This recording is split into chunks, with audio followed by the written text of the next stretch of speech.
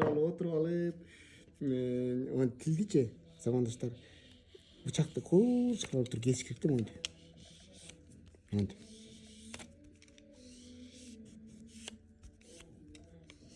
Шарт, шарт, шарт дегенде.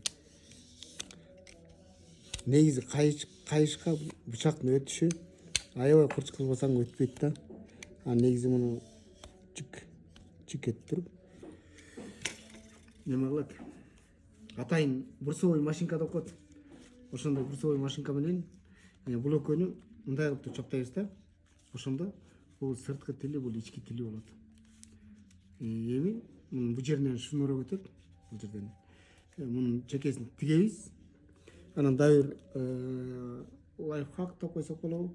Тиккенде бир аз мындайрактан алабыз дагы, бир аз бул жерден алып тигебиз дагы. Анан шовтун түйүнөн кескенде өтө грамотный кырынан тиккенде болуп калат. Мына ушундай акырында адет деп коебуз.